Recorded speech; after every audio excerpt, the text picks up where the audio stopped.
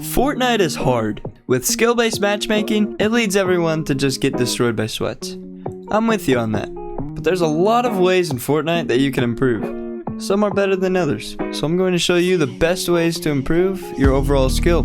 Whether you want to be a creative warrior, a competitive player, or just be better in general, I promise you that I will try my best to find the greatest ways to improve. The first tip I have is setting up a warm-up routine. When you try to train a certain skill, you can't just do it once or twice and expect results. You need consistency and time. That's why I think setting up a training plan to do every time you hop on is a great start. Don't make this too long, but also don't make this too short. When I say long, I mean like an hour or more. There's no point of warming up for that long. You're not really gaining anything, and you can do a lot more with that time. And also, when I say too short, I mean I can't do it for like 5 or 10 minutes and expect to be the best player in the world, you know? So I think like the perfect time is around 20, 30, maybe 45 minutes, and then you can get back into the game. Now here's a routine that I found that was really helpful for me for the past like 3 or 4 months. What I've been doing is that I have free built for 5 minutes right when I hop on. And then I do 3 levels of Raider 464's 5 level edit race, and right there's the code. This will take about 10 minutes. And then I'll free build again for 5 minutes, since my edits and overall builds will be way better after the edit course. And then I'll do Shavok's aim training for 10 minutes, or a third-party aim trainer like Kovacs or AimLab. And then I'll maybe do a creative matchmaking zone wars, just to kind of warm up just about everything. I think 1v1 box fights and build fights is a great way to improve both mechanics and overall fighting. If you haven't already, download Discord on your phone or computer and join these servers. These servers are communities that are looking for box fights, scrims, build fights, zone wars, really just about everything. At first, depending on your current skill, you probably will get destroyed. I'm not gonna lie, there's some good players in there, but there's also players that you will find very easy to beat. But give it time and keep going, because you will improve a lot. Clix has been doing box fights every day for around 3 hours, and he is known to be one of the best box fighters in the game. Trust me, you will improve. The next tip I got is playing in every single tournament you can. This is probably the best tip I have on this whole list, because it's a high stress environment, you are constantly versing people at your skill level, and you can get some endgame practice as well. Especially if it's a cash cup, you should try to get as most fights as you can. It might seem counterintuitive because you will place lower, but you will improve so fast.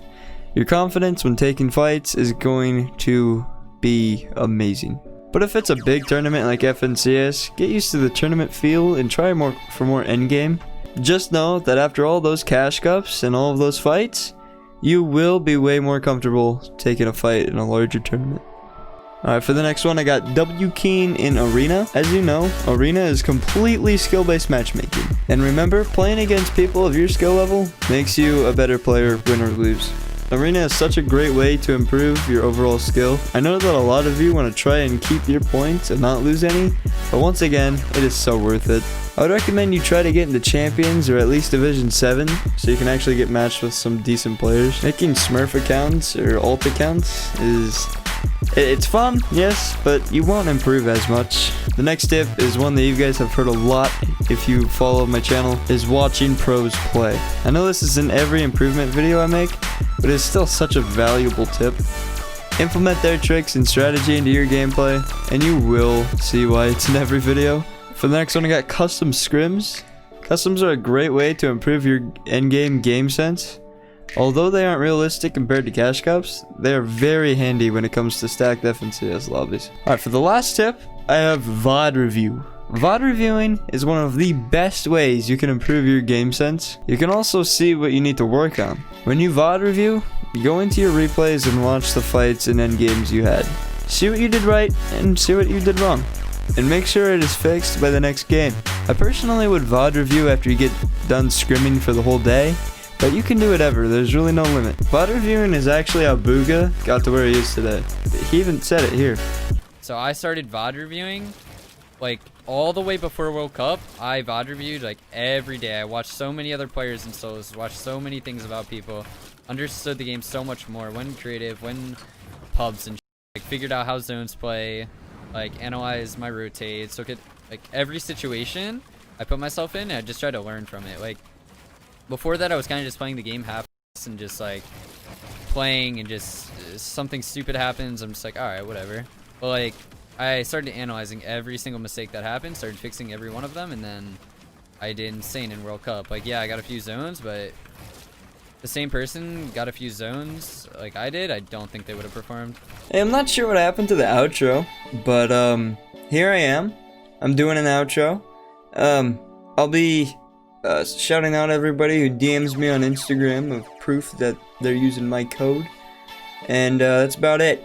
We'll be seeing ya.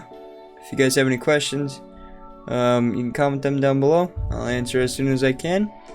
And for the second time this outro, see ya.